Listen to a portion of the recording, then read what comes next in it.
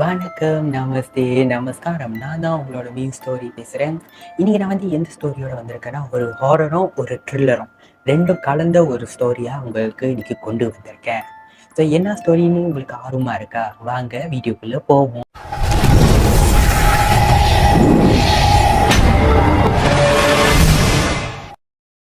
So நான் ஆரம்பத்திலே சொல்லியிருப்பேன், இந்த ஸ்டோரி ஒரு ஹாரரும் ஒரு த்ரில்லரும் கலந்த ஒரு ஸ்டோரின்னு உங்கள்கிட்ட நான் சொல்லியிருப்பேன். ஸோ இந்த ஸ்டோரியை நான் எங்கேருந்து படித்தேன்னா கூகுள்லேருந்து தான் படித்தேன். இந்த ஸ்டோரியை எழுதினவங்க அவங்க பேரை மென்ஷன் பண்ணலை. அதனால நான் இந்த ஸ்டோரியை எழுதினவங்களுக்கு ஒரு பேர் வச்சுருக்கேன். அதுதான் பல்லவி. ஸோ பேசிக்கலி பார்த்தீங்கன்னா, இந்த ஸ்டோரியை எழுதுறவங்கலாம் அவங்க பேரை மென்ஷனே பண்ண மாட்டாங்க. ஸோ மற்றவங்களுக்கு அவங்க பேரை தெரியக்கூடாதுன்னு தான் சொல்கிறாங்க. லைக் அன்னோ நம்ம அன்னோன்னு நம்ம சொல்கிறதுக்கு பதிலாக ரொம்ப இரிட்டேட்டாக இருக்குது. ஸோ நிறையா பேர் இந்த ஸ்டோரியில் 2 பேர் இருக்காங்க. அதனால் அன்னோன்னு சொன்னால் நம்மளுக்கு லைக் அவங்க இவங்கன்னு சொன்னால் நம்மளுக்கே மண்டை குழம்பி போயிடும். ஸோ அதனால இந்த ஸ்டோரியில் நானாக வச்ச ஒரு பேர் தான் பல்லவி. அண்ட் செகண்ட் கேரக்டர் ஒருத்தவங்க இருக்காங்கன்னு சொன்னோன்னா அவர் ராஜ், அதாவது பல்லவியோட பியான்சி ராஜ். ஸோ இங்கேயும் மொத்த கதையும் நான் சொல்லாமல் ஆரம்பிப்போம் கதையை. ஸோ ஒரு நாள் பார்த்தீங்கன்னா பல்லவின்னு சொன்னேன், பல்லவியும் ராஜும் காரில் போயிட்டு இருக்காங்க. அதாவது பல்லவியும் அவங்க ஃபியான்சி ராஜும் காரில் ஒரு இடத்துக்கு போய்கிட்டு இருக்காங்க.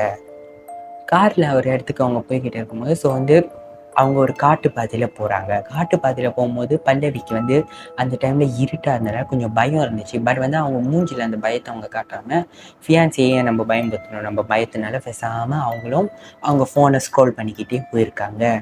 ஸோ அந்த பாதையில் அவங்க போய்கிட்டு இருக்கும்போது ஒரு கட்டத்தில் பல்லவி அவங்க காரோட சைட் மிரரில் பார்த்துருக்காங்க. ஸோ சைட் மிரரில் பார்க்கும்போது அவங்க ஒரு பொண்ணு ரெட் கலர் சாரி கட்டிட்டு ஓடி வர்றதை பார்த்துருக்காங்க.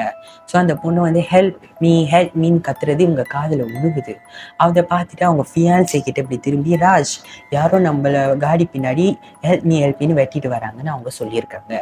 ஸோ ராஜும் அதை திரும்பி காடியை நிப்பாட்டிட்டு பார்க்கும்போது யாருமே அங்கே இல்லை. ஸோ அவர் சொல்லியிருக்காரு பல்லவி கிட்ட, பல்லவி நீ என்னமோ கனவு காண்ற போல, யாருமே இல்லை பாரு அப்படின்னு சொல்லும்போது பல்லவி சைட் மிரரில் பார்க்குறாங்க, அங்கே யாருமே இல்லை. ஸோ பல்லவியும் இது நம்ம பிரம்மன் நினச்சிட்டு சரி விட்டுருங்க சாரின்னு சொல்லிட்டு பல்லவியும் ராஜும் அங்கேருந்து காரை ஸ்டார்ட் பண்ணி போய்கிட்டு இருக்காங்க. இந்த இதில் போகும்போது ராஜும் பல்லவியும் போய்கிட்டு இருக்காங்க. ராஜ் காடி ஓட்டிகிட்டு இருக்காரு, பல்லவி ஃபோனை பார்த்துக்கிட்டே போகிறாங்க.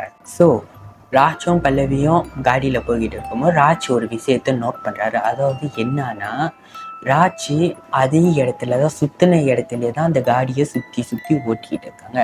இதை ராஜ் நோட் பண்ணிட்டு பல்லவி கிட்ட சொல்ல, பல்லவி உடனே அங்கே பார்த்துருக்காங்க, அவங்க வந்த இடத்தையே தான் அவங்க சுற்றிக்கிட்டே இருக்காங்க.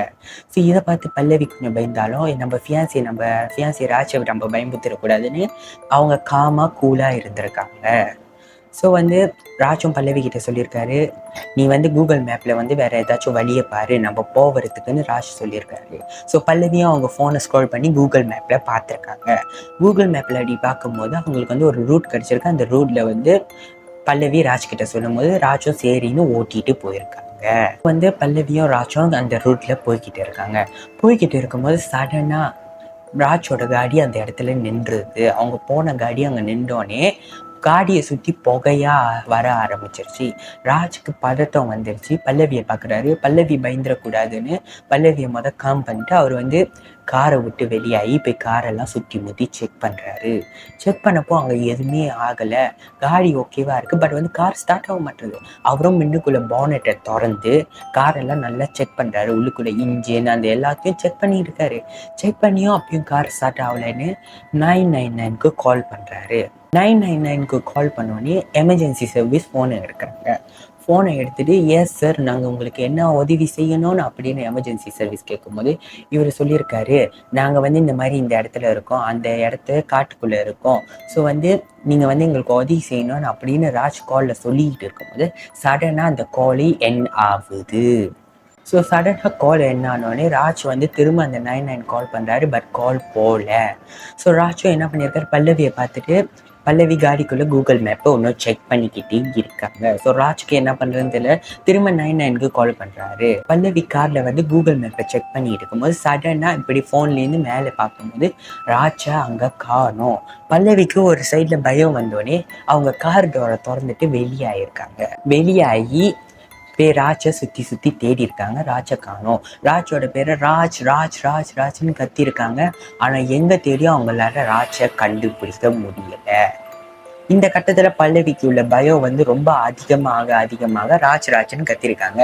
ஸோ சடன்லி வந்து பல்லவிக்கு வந்து ஒரு சவுண்டு கேட்குது, ஹெல்ப் மீன்னு. ஸோ பல்லவியும் பின்னாடி திரும்பி பார்க்கும்போது அந்த ஆரம்பத்துல நான் சொல்லியிருப்பேனே, சைட் மிரர்ல வந்து பல்லவியும் ராஜும் அந்த காட்டுக்குள்ள போகும்போது சைட் மிரர்ல பின்னாடி ஒரு பொண்ணு வந்து வெட்டிட்டு வந்தாங்கன்னு, அதே பொண்ணு, அந்த ரெட் சாரி போட்ட பொண்ணு அங்க நின்றுட்டு பல்லவியை நோக்கி ஓடி வர்றாங்க.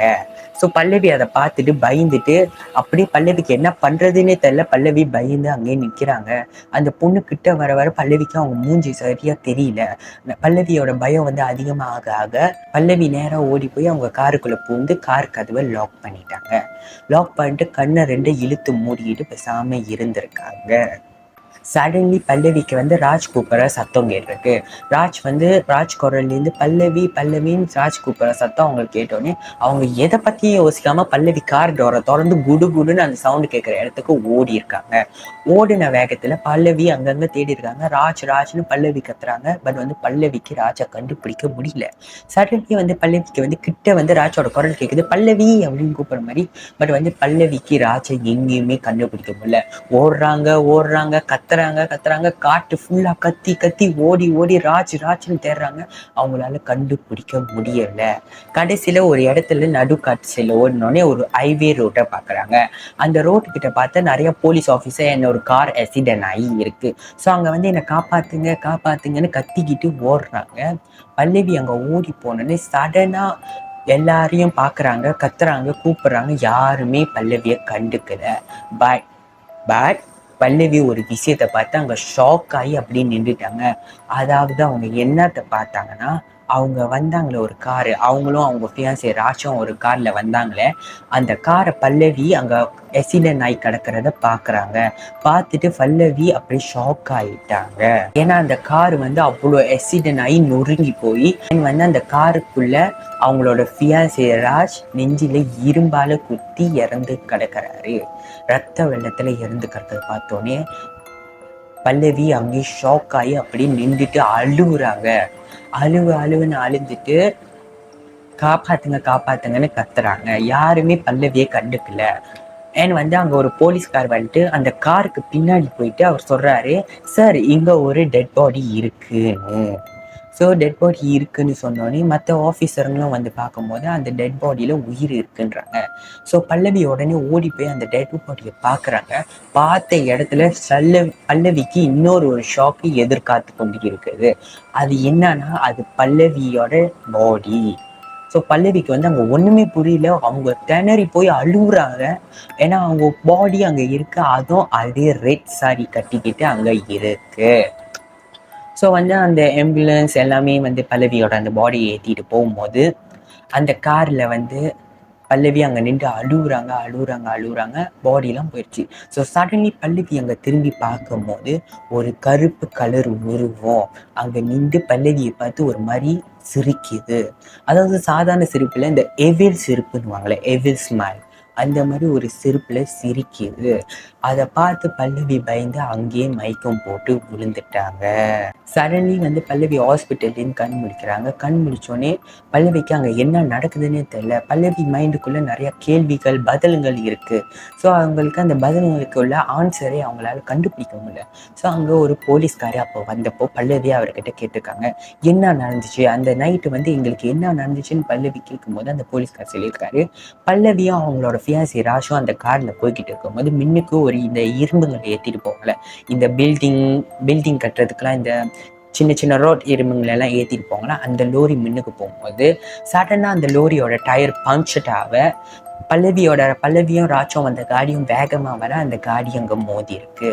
மோதின வேகத்தில் அந்த இரும்புங்கெல்லாம் வந்து இங்கே மின்னுக்கு வர, அதாவது ராஜோட சைட்டுக்கு தான் அந்த இரும்புங்க வந்திருக்கு. இரும்புங்க வந்த வேகத்துக்கு ராஜோட நெஞ்சில குத்தி ராஜா அங்கேயே இறந்துட்டாரு. ராஜ் வந்து இறக்குற மனுக்கு கொஞ்சம் உயிரோடு இருக்கும்போது பல்லவி கிட்ட ஹெல்ப் பண்ணு பல்லவி, ஹெல்ப் பண்ணு பல்லவின்னு கத்திருக்காரு. பல்லவியும் காரை விட்டு வெளியாகி போய் அங்கங்கே சுற்றி முற்றி தேடி இருக்காங்க. எல்லாரையும் ஹெல்ப் பண்ணுங்க ஹெல்ப் பண்ணுங்க கத்திருக்காங்க. யாருமே உதவி செய்யலை. ஸோ பல்லவியும் அங்கே வந்து நடந்து ஓடி இது பண்ணி கடைசியில் பல்லவி அங்கே மயக்கம் போட்டு கீழே விழுந்துட்டாங்க. ராஜும் அந்த இடத்துல இறந்து போயிட்டாரு. இதுதான் அந்த இன்ஸ்பெக்டர் பல்லவி கிட்ட சொல்லும் போது பல்லவிக்கு அந்த விஷயம் பயத்தை உண்டாக்குச்சு. ஸோ அதோட பல்லவியோட வாழ்க்கை வந்து எப்படி இருந்துச்சு நீங்கள் கேட்குறீங்களா? பல்லவியோட வாழ்க்கையில் சந்தோஷமே இல்லாமல் போச்சு. ஏன் பல்லவியோட வாழ்க்கையில் சந்தோஷம் இல்லாமல் போச்சுன்னு நீங்கள் கேட்குறது எனக்கு தெரியும். நான் வந்து அந்த கதையில் சொல்லியிருப்பேன். பல்லவியோட பாடி அவங்க தூக்கிட்டு போகும்போது பல்லவிங்கிற திரும்பும்போது ஒரு கருப்பு உருவத்தை அவங்க பார்த்து சிரிக்கிறது, அவங்கள பார்த்து ஒரு கருப்பு உருவம் சிரிக்குதுன்னு நான் சொல்லியிருப்பேனே. அந்த உருவம் பல்லவியோட கனவுல தினமும் வர ஆரம்பிச்சிச்சு. அந்த ஆக்சிடென்ட் அந்த உருவம் ரெண்டுமே கலந்து பல்லவியோட கனவுல வந்து பல்லவியோட வாழ்க்கையை நரக வாழ்க்கையாக மாற்றிட்டு இருக்கு. ஸோ பல்லவியும் இந்த கதையை வந்து யாருக்கிட்டையும் சொல்ல முடியாமல் நிற்க முடியாமல் திக்கி திக்கி வாழ்ந்துருக்காங்க. ஸோ இவ்வளோ நாளாக பல்லவியால் வாழ முடியாதுன்னு சொல்லி அவங்க என்ன பண்ணிட்டாங்க, இந்த கதையை வந்து கூகுளில் அவங்க போஸ்ட் பண்ணியிருக்காங்க. பல்லவி போஸ்ட் பண்ணும்போது இந்த கதையில் சொல்லியிருக்காங்க, இந்த கதையில் உள்ள பாதி கதை பிரம்மை பாதி கதை உண்மை. ஸோ வந்து இதில் வந்து எந்த கதை பொய் எந்த கதை உண்மைன்னு நம்மளுக்கு தெரியாது. ஸோ பல்லவி எழுதுனது தான் நம்ம சொல்ல முடியும். ஏன்னா வந்து இந்த கதையில் வந்து அவங்க ஃபியான்ஸே இருந்தது உண்மையாக தான். அதை நினச்சா எனக்கும் கொஞ்சம் கஷ்டமாக இருக்குது. ஸோ நீங்கள் வந்து உங்களோட அந்த எல்லா கஷ்டமும் போய் பல்லவி நீங்கள் வந்து எப்படி சொல்கிறது, உங்கள் ஒரிஜினல் நேம் பல்லவி இல்லை, அதை நான் வச்ச பேர் பல்லவி. ஸோ இந்த கதை எழுந்தவங்க அவங்க வாழ்க்கையில் சந்தோஷமாக இருக்கணும். இனிமேல் அந்த மாதிரி கனவுலாம் காட்டாமல் அவங்க வாழ்க்கையை அவங்க என்ஜாயாக இருக்கணும்னு நான் கேட்டுக்கிறேன். இதோட இந்த கதை வந்து இங்கே முடியுது. இதே மாதிரி நிறையா mystery stories and thriller stories உங்களுக்கு வேணும்னா மறக்காமல் என்னோடய சேனலை சப்ஸ்கிரைப் பண்ணி மறக்காமல் பெல் ஐக்கானை ஆலில் போட்டுக்கோங்க. அண்ட் பிடிச்சிருந்தா லைக் பண்ணுங்கள், ஷேர் பண்ணுங்கள், காமெண்ட் பண்ணுங்கள். நன்றி, வணக்கம்.